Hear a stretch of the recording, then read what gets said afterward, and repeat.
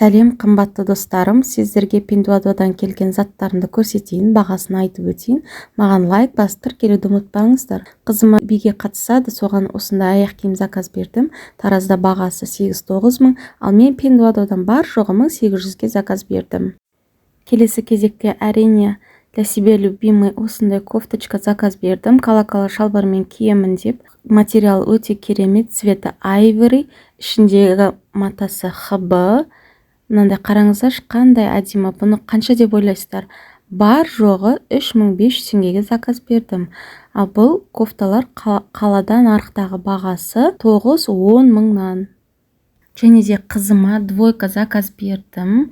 Мектепке киіп жүр, қазір костюмын. Астында юбка шортыйы бар. Gucci'дің стилінде, прям качество супер, қалың, ішінде астары бар, цветі де супер, прям мына жылтыр түскен кішкене әр жеріне матасының. Қараңыздаршы, қандай керемет, өзімізге қатты ұнады.